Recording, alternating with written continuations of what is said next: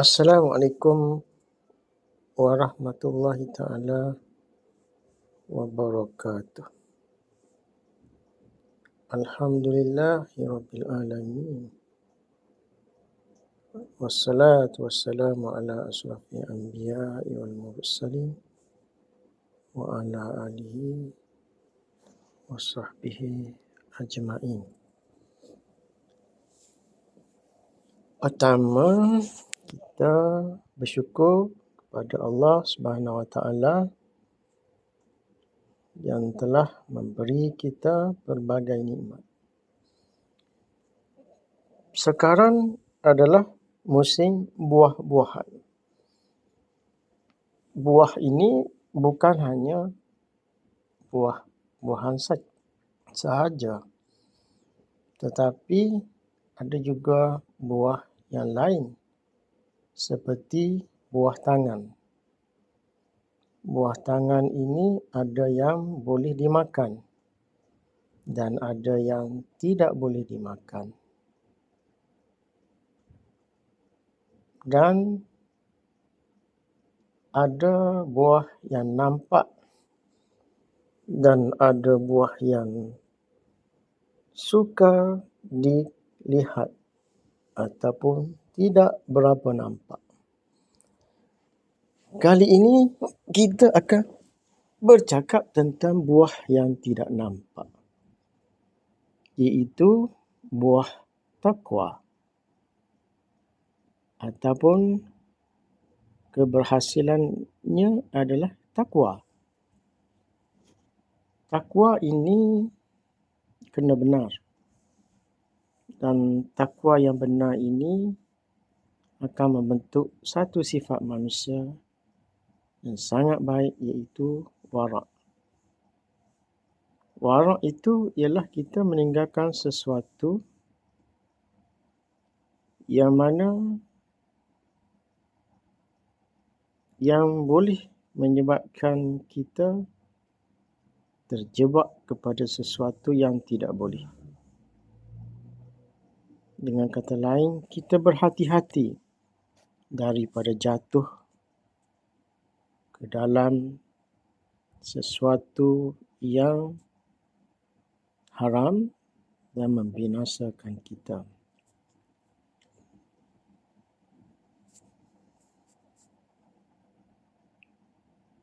Baik, sebelum kita melihat buah, maka kita kena pasti buah tersebut. Kita kena periksa buah okey atau tidak buah tersebut. Bagaimana cara kita hendak membuat penilaian ataupun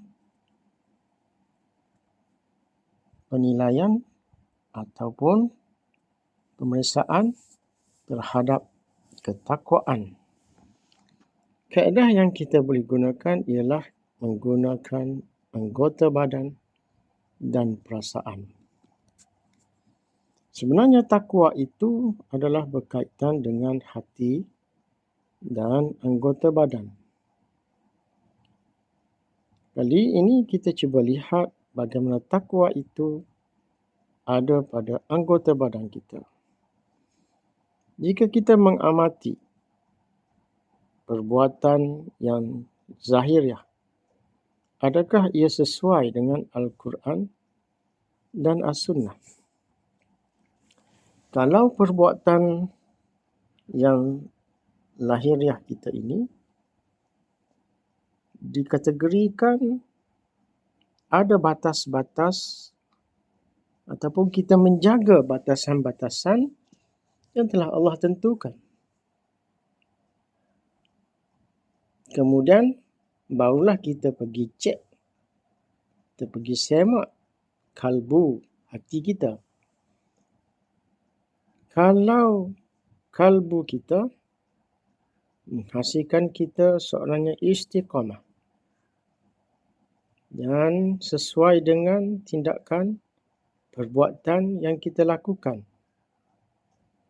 maka keselarasan ini akan menghasilkan kita sebagai seorang yang dianggap kekasih Allah.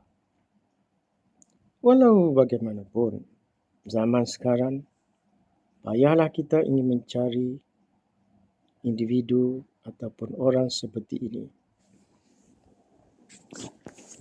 Maka kita haruslah muhasabah secara lebih mendalam apakah aktiviti-aktiviti anggota tubuh badan kita. Apakah sudah sampai, adakah sudah sesuai dengan perintah dan larangan Allah ataupun tidak. Contoh, lidah kita. Apakah kita ucap lidah kita ini sebagaimana yang diperintahkan oleh Allah SWT? Seperti kita menyuruh orang berbuat kebaikan dan kita melarang orang membuat kemungkaran. Tapi jangan jadi sebaliknya. Menyuruh kemungkaran, melarang kebaikan.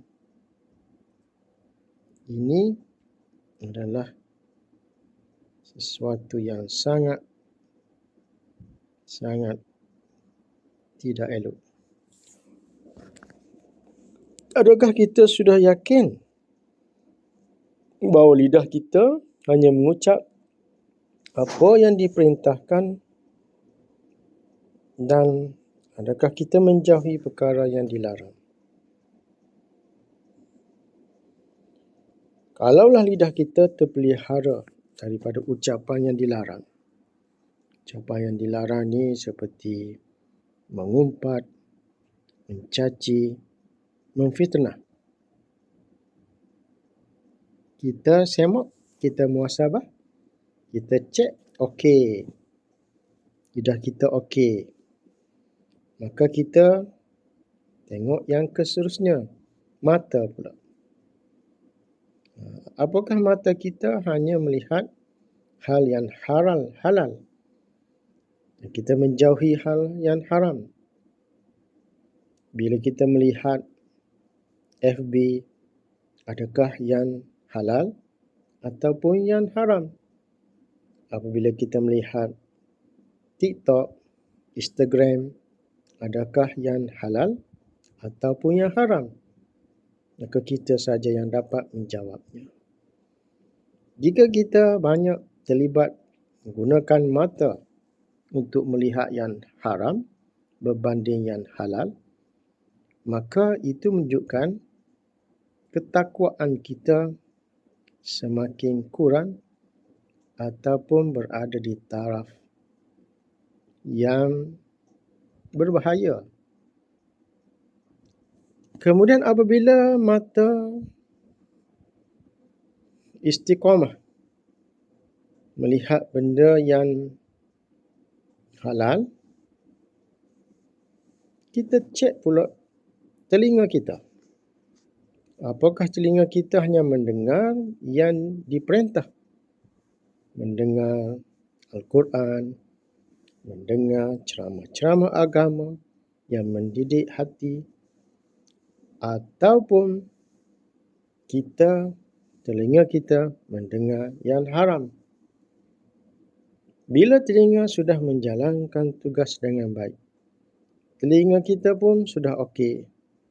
Kita mendengar Al-Quran, kita mendengar ceramah agama yang bermanfaat. Maka kita pergi pula yang seterusnya, iaitu tangan kita. Tangan kita, adakah kita menyentuh yang halal dan menjauhi yang haram? Maka semak didapati tangan kita okey. Tangan kita tidak menyentuh yang haram. Bila tangan kita tidak menyentuh yang haram dan boleh diharapkan, kita pergi pula kepada kaki kita. Adakah kaki kita telah menunaikan kewajiban dan menjauhi yang dilarang? Kaki kita digunakan untuk pergi ke masjid. Kaki kita digunakan untuk melaksanakan tugas yang baik.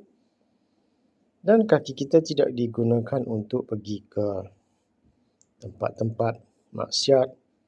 Kaki kita tidak digunakan untuk pergi ke tempat-tempat yang melalaikan kita daripada ingat kepada Allah. Kemudian jika kaki kita sudah sesuai, ikut perintah Allah, maka kita pergi kepada yang khususnya seperti perut, kemaluan dan begitulah anggota-anggota badan yang seterusnya. Maka apabila kita sudah benar-benar yakin bahawa seluruh anggota kita semuanya telah melaksanakan tugas yang sepatutnya sebagai hamba Allah dan telah menjauhi larangan Allah SWT, jangan mudah puas hati.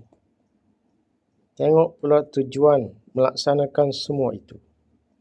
Solat pun solat, tetapi solat untuk orang lain. Solat untuk ibu mertua, bapa mertua, supaya dia bagi tahu, anak kita ini sungguh baik, sungguh soleh, beriman, bertakwa anak kita ini, anak menantu. Rupanya dia melaksanakan ibadat hanya untuk mertuanya sahaja. Maka, adakah aktiviti kita ini dia mengharapkan redha Allah ataupun tidak? Bila kita lihat semua aktiviti kita ini adalah kerana Allah, redha Allah, ikhlas kerana Allah, maka cek pula, adakah wujud rasa takjub dalam diri kita? Adakah kita rasa, kita ini lebih baik daripada orang lain, kita ini lebih bertakwa kepada orang lain? Kalau dicek, tak adalah rasa takjub dalam diri, tengok pula, adakah rasa sombong? Kan kita boleh buat itu semua. Semak pula, adakah rasa sombong dalam diri kita? Maka, kalau memang tidak ada,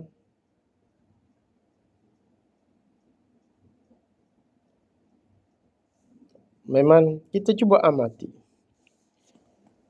Adakah perasaan kemampuan kita melakukan amal ibadah ini Assalamualaikum warahmatullahi wabarakatuh. Besar hasrat dan tekad dalam diri. Semula. Bukan kita mengharapkan sesuatu balasan yang tertentu. Ini kalau sekiranya para wali perasaan yang mana mengharapkan Allah saja, tidak mengharapkan pahala, mengharapkan Allah. Semua. Ini satu tahap yang tinggi. Sifat-sifat yang buruk itu tidak ada di dalam hati kita. Oleh itu, apabila kita cek semua perkara tersebut, apabila sudah tidak ada sedikit pun perasaan diri lebih hebat, yang tidak elok, lebih mulia, tidak ada rasa bangga di atas muka bumi, memanglah itu begitu. Setelah direnung-renung pada diri kita, semak-semak, ternyata semua itu jauh terakhir mungkin daripada diri kita. Melihat adakah kita hanya melakukan benar-benar hanya kepada Allah Subhanahu Wa Taala. Jadi kita bersambung pada pertemuan yang akan datang. Wallahu a'lam. Assalamualaikum